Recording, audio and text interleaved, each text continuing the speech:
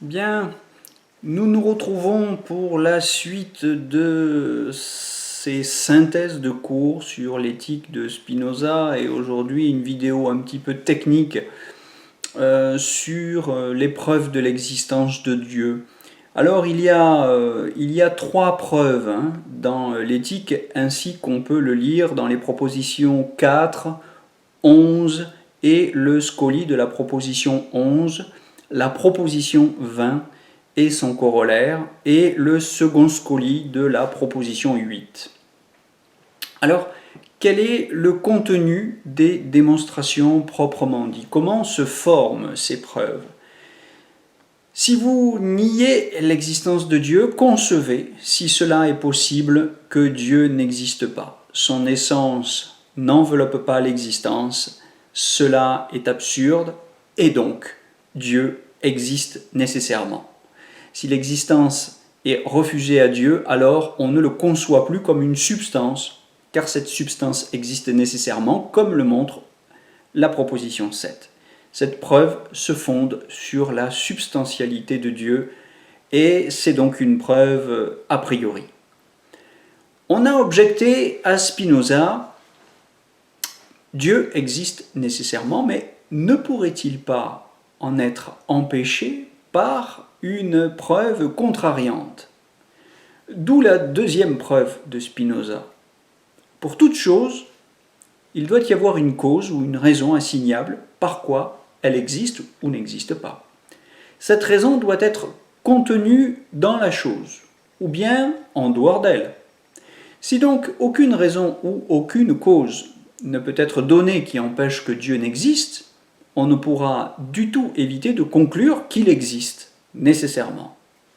Cette deuxième proposition est fondée sur le principe, si une chose n'existe pas, c'est qu'il y a une cause interne ou externe qui en empêche l'existence. Spinoza envisage donc les deux cas. Cette seconde preuve n'est pas autonome. Elle suppose la première de deux façons. D'abord, elle est une réponse à une objection. Et ensuite, elle utilise la conclusion de la première, que Dieu existe nécessairement en vertu de son essence. Et finalement, elle n'en est qu'un complément. L'infinitude est au fondement de la troisième preuve, qui consiste, si vous voulez, à dire pouvoir ne pas exister, c'est impuissance. Au contraire, pouvoir exister, c'est puissance. Or, existent des êtres qui peuvent ne pas exister. Si des êtres de moindre puissance existent et que Dieu n'existe pas, cela veut dire qu'ils ont plus de puissance que Dieu, qui est un être absolument infini. Cela est absurde. Donc, ou bien rien n'existe, ou bien Dieu existe. La quatrième preuve dit en substance ceci. Si pouvoir exister, c'est puissance, il s'ensuit que plus à la nature d'une chose il appartient de réalité, plus elle a par elle-même de force pour exister. Or, si un être absolument infini a de lui-même une puissance absolument infinie d'exister, et par suite, il existe nécessairement. Il existe absolument. Quelle est l'originalité de ces preuves, quant au contenu et quant à la forme? Dieu n'est pas une idée, comme dans la preuve ontologique de Descartes. Il est une puissance infinie d'exister. Il est la cause immanente de toute chose. Dans la troisième preuve qui distingue l'existence par soi de l'existence par autre chose, Spinoza ressemble un petit peu au Descartes des méditations métaphysiques, mais ressemble seulement parce qu'en réalité il en diffère beaucoup. En effet, Descartes constate les effets pour ensuite remonter à la cause, c'est-à-dire Dieu. Tandis que Spinoza constate que les effets Spinoza constate que des êtres finis, qui ont une puissance finie d'exister, qui sont limités, existent pourtant. Et de là, il déduit qu'un être qui a une puissance infinie d'exister existe donc lui aussi nécessairement. Spinoza s'appuie sur la différence entre le mode et l'attribut, et le constat de la finitude, d'où il résulte que, n'étant pas une substance, je suis un mode. Le mode enveloppe la substance, d'après la définition 5. En conséquence, puisque j'existe, la substance que j'enveloppe existe elle aussi. Cette substance existe nécessairement par soi. Spinoza ne se laisse pas enfermer dans la régression à l'infini des causes finies, parce que le rapport de sa preuve est celui non de cause à effet, mais de substance à mode. Voyez si vous voulez là-dessus les pages 193 à 198 du Spinoza de Martial Guéroult. Peut-on expliquer la différence entre l'unité de substance et la série indéfinie des modes? Comment est-il possible d'éviter de confondre la série indéfinie des modes finis et la substance infinie elle-même? Comment Spinoza parvient-il à éviter la simple sommation, la simple addition, et à éviter le sophisme qui consiste à atteindre l'infini par la somme, par l'addition indéfinie des causes et des effets? C'est le problème de l'éthique. Tout le problème de l'éthique est là. Comment relier le fini à l'infini, la durée à l'éternité? Ce n'est pas comme chez Descartes, la dialectique de la finitude et de l'infini dans l'esprit humain, mais c'est l'attribut pensé. C'est qu'implicitement la preuve par les effets fait intervenir ce qu'il y a d'essentiel dans chaque mode fini. La possibilité d'exister d'un mode fini est donnée non par la série indéfinie des modes finis, mais par l'attribut substantiel auquel il appartient. Il est inconcevable que quelque chose de fini puisse exister sans appartenir à un attribut substantiel, c'est-à-dire à un être qui existe par soi. La forme des preuves. Sur la forme des preuves, le raisonnement par l'absurde est le seul recours devant des évidences. C'est pourquoi Spinoza l'utilise ici, bien que d'habitude, il n'y ait recours que pour des propositions négatives. L'argument ontologique montre que l'existence de Dieu ne peut être niée sans contradiction. Formellement, c'est ça, la stratégie de Spinoza. Or, dès sa première formulation par saint Anselme, cette preuve ontologique avait rencontré l'objection suivante. Cette preuve glissait d'une définition nominale à une définition réelle. On partirait de la signification du nom de Dieu, ce auprès de quoi rien de plus grand ne peut être pensé, et on en conclurait à l'existence de Dieu hors de l'idée, en vertu du principe selon lequel ce qui est à la fois dans la réalité et dans l'entendement est a priori plus grand que ce qui n'existe que dans l'entendement. En conséquence, dès que l'idée de Dieu est dans l'entendement, il doit être dans la réalité. Saint Thomas d'Aquin, quant à lui, préférait les preuves par les effets, des preuves a posteriori, qui ont le mérite de partir de la réalité des effets pour remonter à leur principe. Car il ne suffit pas de comprendre que Dieu est pour que sa négation soit impossible. En effet, que veut dire comprendre l'essence de Dieu?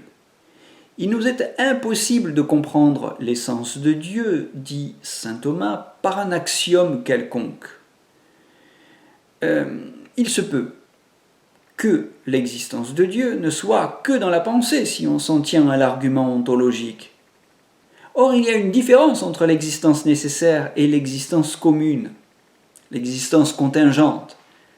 C'est ce qui apparaît dans la 5e méditation et fait la différence entre l'argument ontologique de saint Anselme et l'argument par les effets de la 3e méditation de Descartes. L'argument ontologique dans la 5e méditation souligne la différence entre le concept de Dieu qui existe par essence, par soi, et le concept d'un être mathématique dont le concept n'implique pas l'existence. Le concept de Dieu n'est pas celui d'un infiniment grand, mais celui d'un absolument infini, ce qui n'est pas du tout la même chose, et d'un infini positif conçu par soi. D'où cette remarque de la 5e méditation qui montre que cette idée d'un être existant par essence est une exigence de l'esprit. L'existence de Dieu doit passer pour au moins aussi certaine que les vérités mathématiques, ce qui veut dire que sans elles, les vérités mathématiques ne sont pas d'une certitude absolue. L'argument ontologique consiste donc à répondre à l'exigence de fondement qui soutient la démarche des méditations. Dans l'éthique, Spinoza construit toutes ses preuves comme autant d'inférences de la possibilité donnée par l'idée de Dieu à son existence. Il ne se contente pas de reprendre la différence cartésienne entre le nécessaire et le contingent, mais il conçoit une relation nécessaire, c'est-à-dire inhérente à l'essence, une relation nécessaire à l'existence. Dieu n'est pas un simple possible logique, une simple exigence de la pensée, un être auquel l'existence serait donnée comme une preuve une fois conçue son essence. C'est plutôt l'être qui impose son existence, sa nécessité, à toute pensée. Par avance, Descartes récusait la réfutation kantienne de l'argument ontologique, puisque pour Descartes, l'essence de Dieu n'a rien à voir avec l'essence des centalaires de la réfutation de Kant, avec l'existence commune, rien à voir avec l'existence commune. Ce n'est pas quelque chose de contingent, un être dont l'existence pourrait être contingente. Quelle est ici l'originalité de Spinoza ? Elle consiste d'abord à penser l'existence nécessaire comme inhérente à la possibilité même du concept de substance en général. Il est décisif que la proposition 7 précède les démonstrations de l'existence de Dieu, car elle énonce l'existence nécessaire de la substance.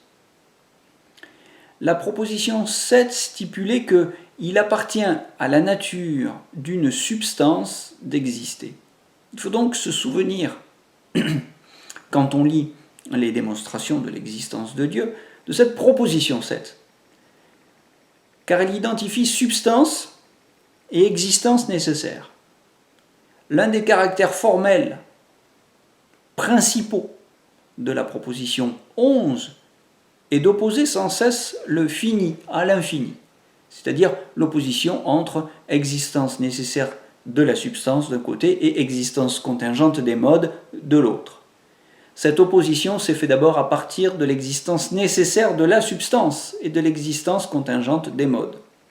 Elle se fait après avoir établi que la notion de substance était identique à la notion d'existence nécessaire. Il faut se demander pourquoi les raisons de l'existence de Dieu doivent être préfigurées par la proposition 7. Quelle est la fonction stratégique de la notion de substance dans ce contexte ? Elle est de permettre au lecteur de concevoir l'impossibilité de penser une existence quelle qu'elle soit hors de la condition première de toute existence et de toute intelligibilité, c'est-à-dire hors de l'existence substantielle. D'où le résumé stupéfiant, si vous voulez, du dernier corollaire, où Dieu existe, où rien n'existe. Si quelque chose existe, et c'est concevable, il est impossible de le penser hors de son appartenance à l'existence nécessaire. Pourquoi la substance est-elle condition de réalité et d'intelligibilité? Il faut comprendre qu'une condition nécessaire détermine la chose à exister, de telle sorte qu'elle ne peut pas ne pas exister.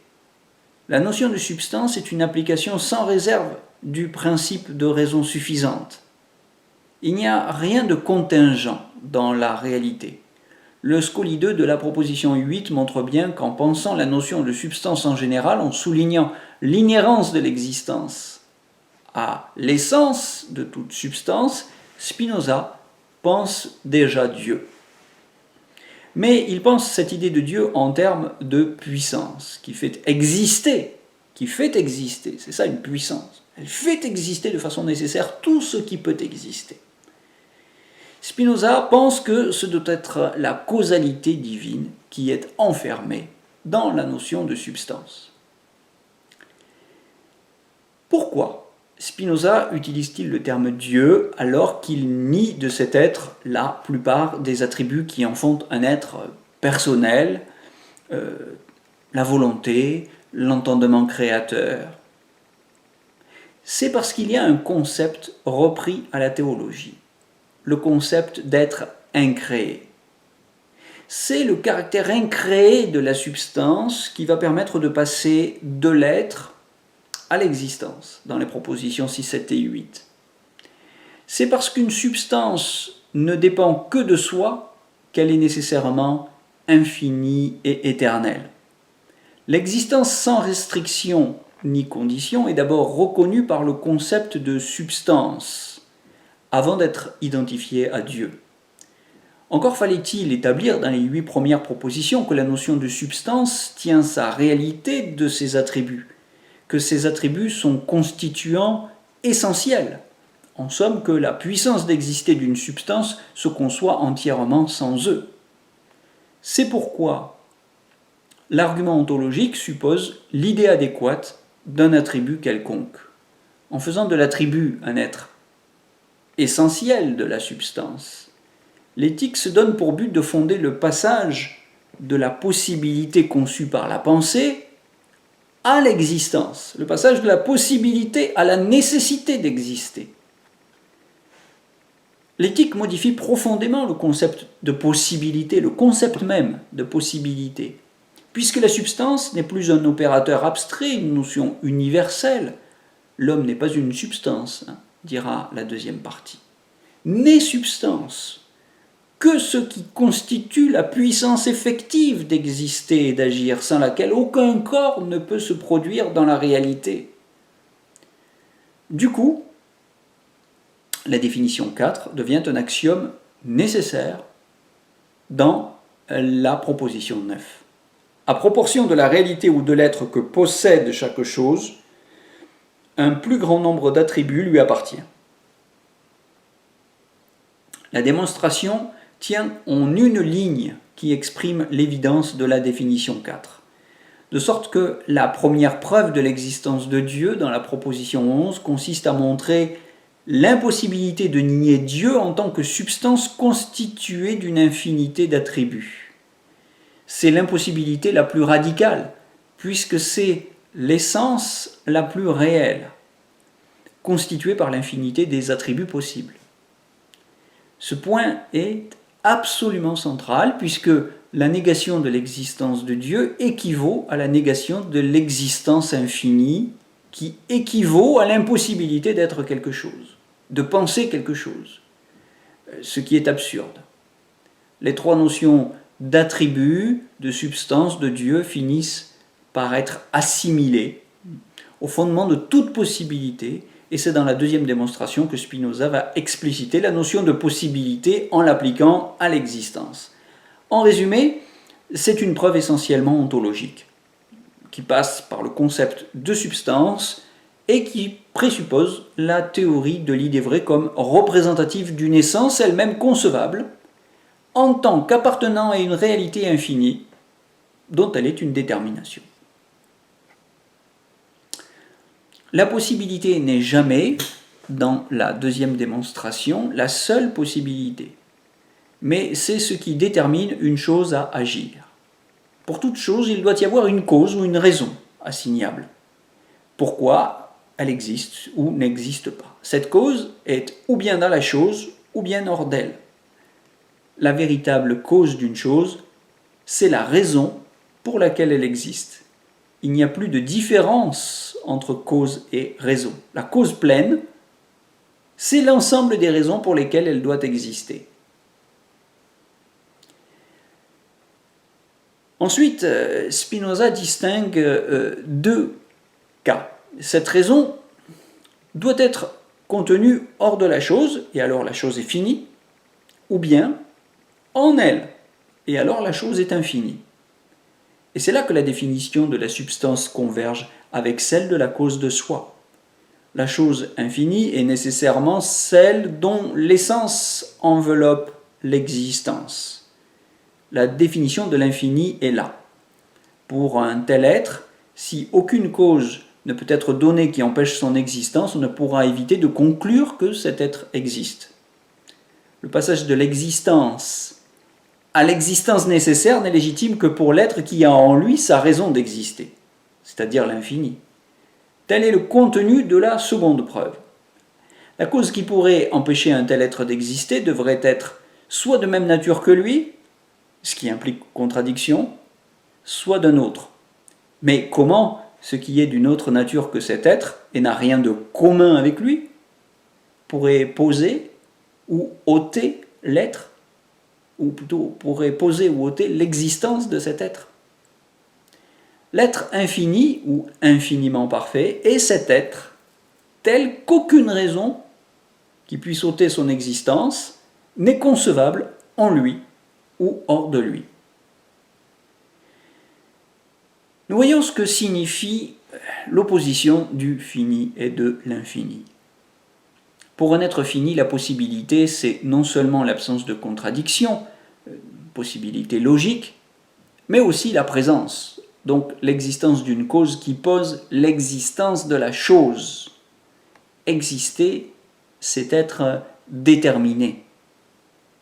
Pouvoir exister, c'est avoir une cause qui détermine l'existence. Dans le cas d'un être infini, c'est d'abord la non-contradiction interne, mais c'est aussi l'impossibilité d'une cause interne ou externe qui ôte l'existence ou qui la limite. La simple démonstration de la possibilité d'une substance équivaut à la nécessité de son existence. Sur ce point, il y a un accord total entre Leibniz et Spinoza. C'est seulement ici que, de la possibilité à l'être, la conséquence est bonne. Dieu seul a ce privilège qu'il faut qu'il existe s'il est possible.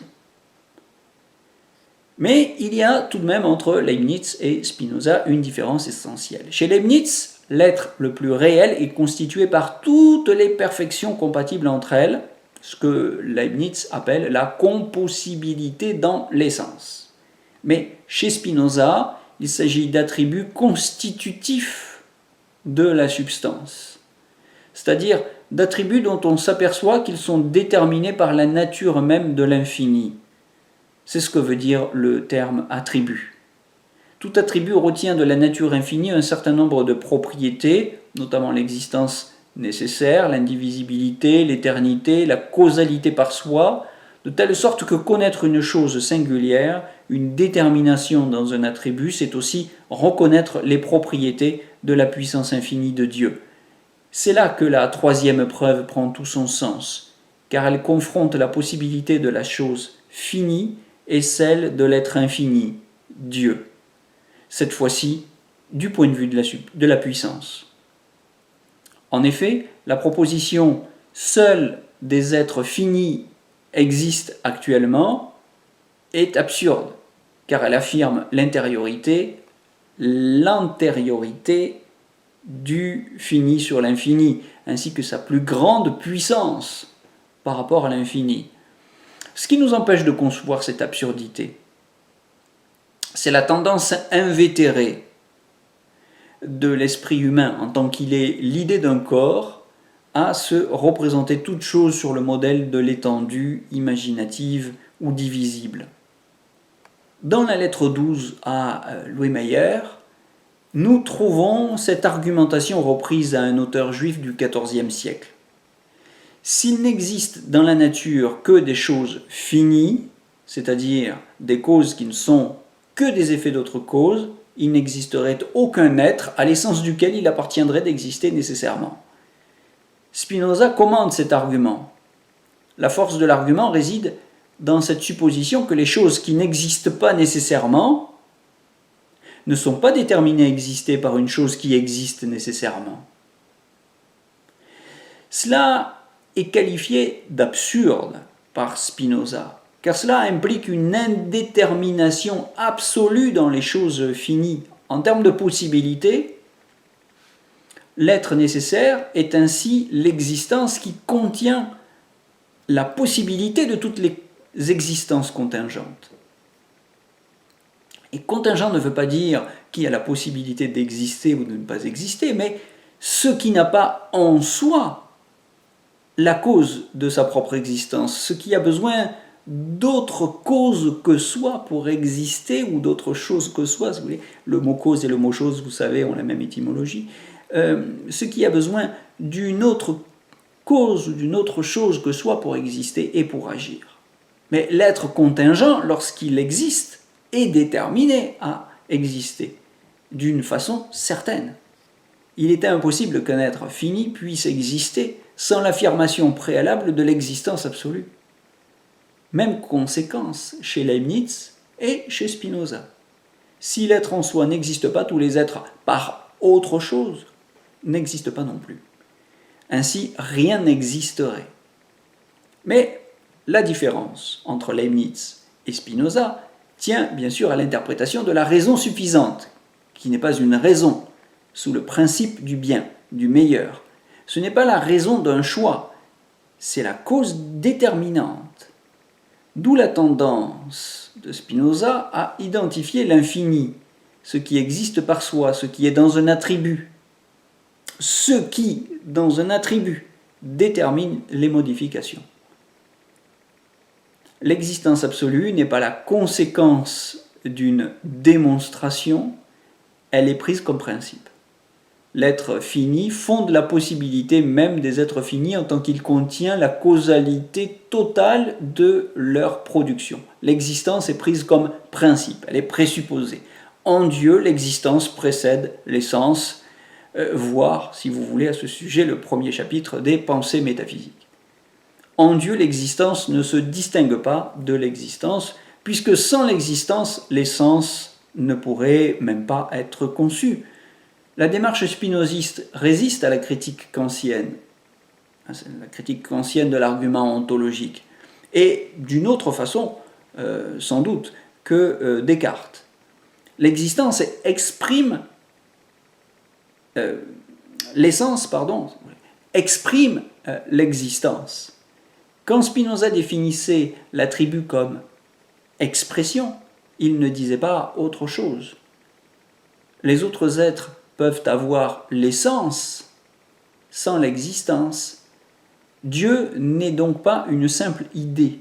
Spinoza a l'impression de dépasser la théologie, si vous voulez, dans ce qu'elle a d'anthropomorphique. Le terme Dieu remplace substance pour indiquer que ce n'est pas une simple idée dont je concevrais la possibilité, pour conclure ensuite à l'existence de son objet. C'est l'existence absolue, en tant que puissance totale d'exister et de penser. L'unique fondement d'une démonstration de l'existence est de prendre l'essence ou la possibilité comme conséquence et l'existence comme principe, puisque la logique ne permet pas de déduire le réel du possible, l'existence du concept. Quelle est la portée de ces démonstrations qui donnent le primat à l'existence et à la puissance ? Spinoza répond à Oldenburg en empruntant un langage théologique. Toutes choses sont et se montrent en Dieu, dit-il. Il y aurait une vérité concernant l'existence absolue qui n'aurait été comprise qu'à travers un prisme anthropomorphique. Dire que toutes choses se meuvent en Dieu, c'est entendre la concevabilité de chaque chose finie comme nécessairement en rapport avec ce qui réalise la possibilité. le réel de la possibilité, ce qui rend possible la chose dans l'existence. On ne peut donc remonter à Dieu par la voie de la possibilité, qu'en ce sens précis où chaque modalité d'existence est dans et par une modalité infinie, comme nature naturelle. L'ensemble des effets dans un attribut déterminé dans la puissance infinie, absolue. Les démonstrations sont presque toutes par l'absurde, parce qu'elles ont une fonction de poser une idée sans poser l'existence d'une nature qui la rend possible. Ce qui équivaut à dire, il existe nécessairement pour la pensée un être nécessaire.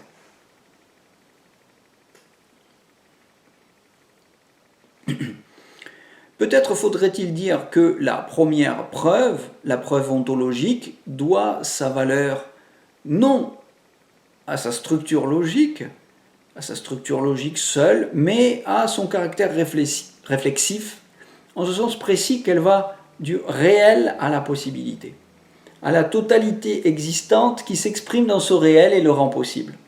En somme, Dieu,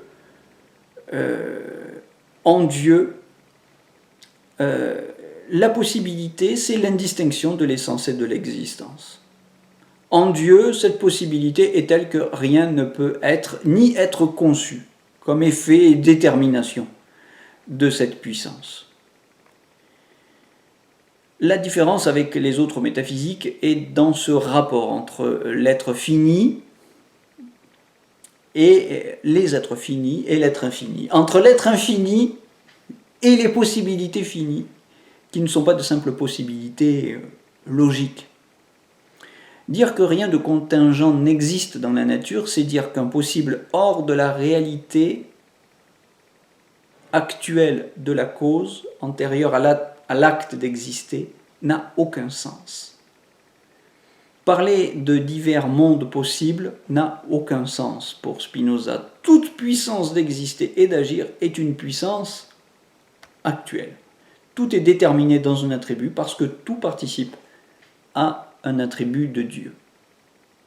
Bon, voilà, je commence à me répéter. Je ne vais pas plus loin pour cette vidéo qui est déjà longue, très longue, mais on est vraiment là au cœur de la métaphysique ou de la théologie de Spinoza et un petit approfondissement sur cette question des preuves de l'existence de Dieu croit s'imposer. Voilà, je vous donne rendez-vous pour la suite de ces synthèses de cours. Bonne lecture, bonne réflexion, bonne rumination. Il faut les lire et il faut les relire. Et on se retrouve très bientôt. Bonne journée. Au revoir.